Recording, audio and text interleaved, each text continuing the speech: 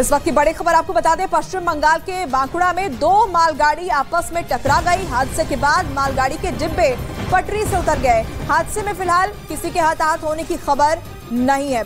पश्चिम बंगाल से ये बड़ी खबर हम आपको बता रहे हैं, जहां पर दो मालगाड़ियों की आपस में टक्कर हुई है, जिसकी तस्वीरें भी सामने आई है।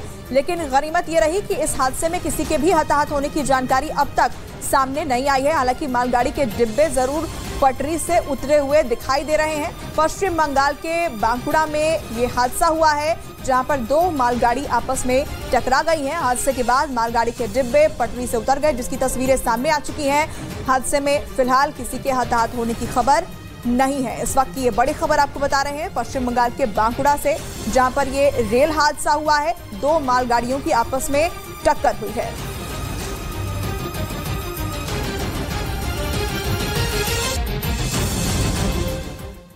टेक्नोलॉजी में जो प्रगति की है वो, और भारत का युवा विशेष करके टैलेंट के कारण आज विश्व में अपनी पहचान बना रहा है।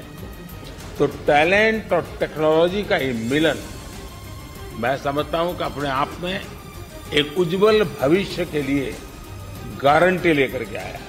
इस दौरान पीएम ने राष्ट्रपति बाइडेन की कोशिशों की तारीफ भी की। राष्ट्रपति बाइडेन का इस महत्वपूर्ण, भले ही छोटी हो, लेकिन मैं कहता हूं ये होनहार है, ये शानदार है और ये धारदार भी है, और ये आने वाले भविष्य को बनाने वाली है। उद्योगपतियों के साथ हुई इस बैठक में कई अहम मुद्दों पर चर्चा हुई। साथ ही भारत में निवेश को लेकर भी बात बनी।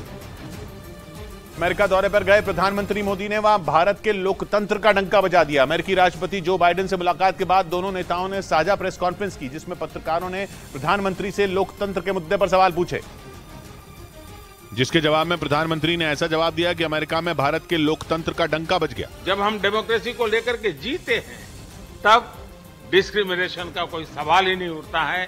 साथ ही प्रधानमंत्री ने डंके की चोट पर दुनिया को बता दिया कि भारत में लोकतंत्र सुरक्षित है। भारत और अमेरिका दोनों के डीएनए में लोकतंत्र है। प्रधानमंत्री की यात्रा से ठीक पहले अमेरिका गए राहुल गांधी ने वहां भारत में लोकतंत्र के मुद्दे पर खूब बात की थी, और प्रधानमंत्री के अमेरिका दौरे पर भी यही मुद्दा उठा।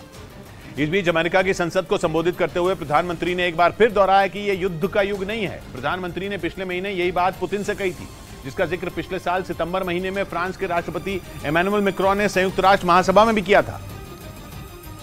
और अपने अमेरिका दौरे पर प्रधानमंत्री ने एक बार फिर यही बात दोहराई और अमेरिका की संसद में दोबारा कहा कि यह युद्ध का युग नहीं है। This is not an era of war. यही नहीं, उन्होंने इस बात पर जोर दिया कि दुनिया के हर देश को खून खराबा रोकने की हर मुमकिन कोशिश करनी चाहिए।